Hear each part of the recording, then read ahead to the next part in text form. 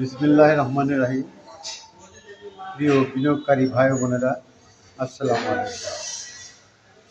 অত্যন্ত দুঃখের সাথে আবারও আমাকে বলতে হচ্ছে যে বাংলাদেশ ক্যাপিটাল মার্কেট ইনভেস্টর অ্যাসোসিয়েশনের পক্ষ থেকে আমরা বারবার সতর্ক করছি, এই রাশিদ মাকসুদ কমিশন, যেটাকে শ্বশুর জামাই কমিশন হিসাবে আমরা এখন চিহ্নিত করেছি, এই কমিশন 30 লাখ বিনিয়োগকারী জীবন শেষ করে দিয়েছে।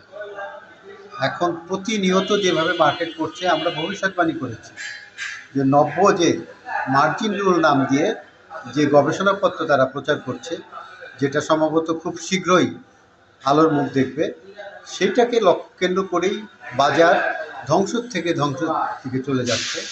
মানুষ আজকেও একজন মারা গেছে, এই কয়দিনে কয়েকজন লোক মারা গেল এই পুঁজিবাজারে বিনিয়োগ করে, কিন্তু এদের কানে পানি ঢোকে না। আমরা বারবার বলছি যে এই মার্জিন রুল আরও ক্ষতি করবে, এটা যখন গেজেট আকারে প্রকাশ হয়ে যাবে। এটাকে কেন্দ্র করে একটা সিন্ডিকেট বা একটা গ্রুপ পুঁজিবাজারের বিনিয়োগকারীদের নিঃস্ব করে দিয়ে তারা কেনার জন্য ওৎপেতে বসে আছে, কত কমে কেনা যায়, কত রক্ত খাওয়া যায় বিনিয়োগকারীদের। আর সেটাই সহযোগিতা করতেছে এই কমিশন, রাশিদ মাকসুদ কমিশন।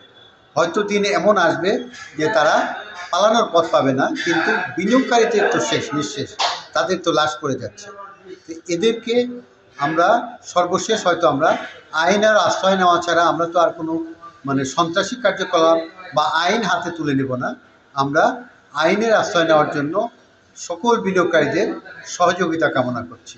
আপনারা যদি সমর্থন দেন এবং আশ্বাস দেন যে আমাদের পিছনে আছেন, বাংলাদেশ ক্যাপিটাল মার্কেট ইনভেস্টর অ্যাসোসিয়েশনের সাথে আছেন, তাহলে অবশ্যই আমরা আইনের মাধ্যমে তাদেরকে আটক করব এবং তাদেরকে সর্বোচ্চ শাস্তির জন্য আমরা আদালতের দ্বারস্থ হব।